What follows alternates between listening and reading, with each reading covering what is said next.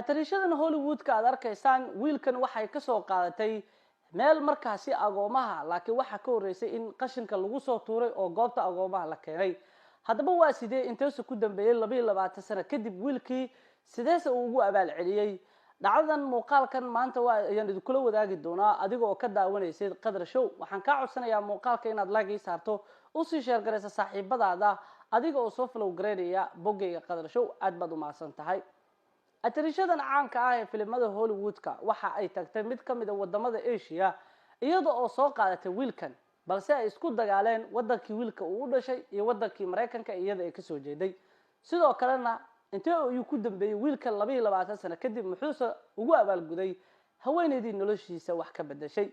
qisadan ayaan markaa idin bilaabi doonaa wiilkan aad arkaysaan Madokos ayaa la dhahaa hadda waa 22 sano jir waxa uu u dhashay Cambodia oo ka mid ah wadamada Asia wiilkan labadiisa waalid waa ay dhinteen kadibna qaraabada oo la wareegtay way awoodi waayeen inay korsadaan taasoo keentay in meel qashin ay isaga soo tuuraan nin ayaa halka ka qaaday isagoo mas'uuliyadda wiilka qaadayna goob xira agooma ah ayuu ku xareeyay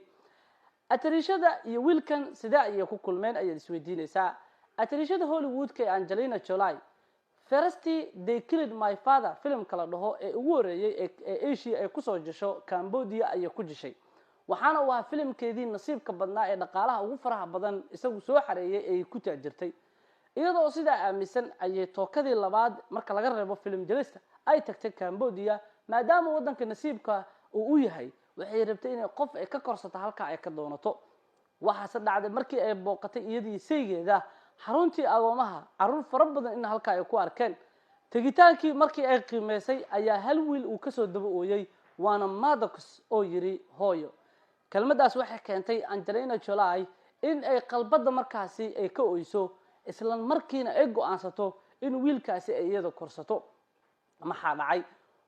waxay tahay Cambodia iyo wadanka Mareykanku waa ay isqabsadeen arinta darteeda Mareykanku waxa uu yiri nalooma keeni karo canug anaga markaasi Cambodia u dhashay sababtuna waxa uu ku saleeyay in halkaasi caruur aad u fara badan oo jirkooda laga ganacsanayo la keeno wadanka Mareykanka saas la ajligeedna uu isaga diiday dawladda wadanka Mareykanka inay ka qayb qaadato ficiladaasi bini'aadanimada ka soo horjeeda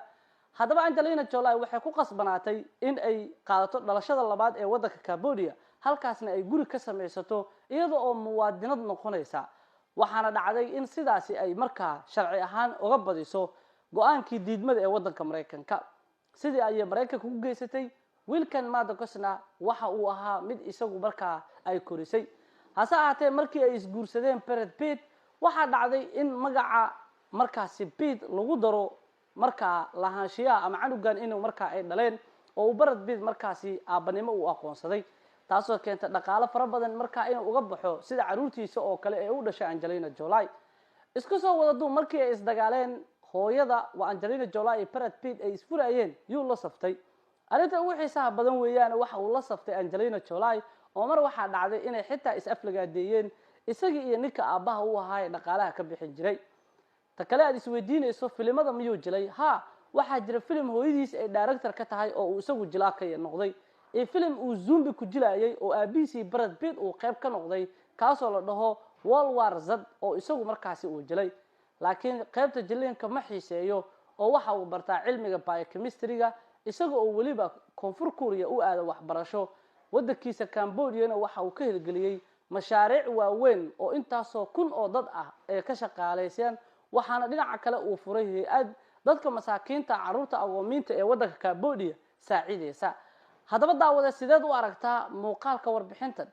qaybaha hoose ee commentiga nagu wadaag muuqaalka like saar qadasho soo follow garay aad baad u mahadsantahay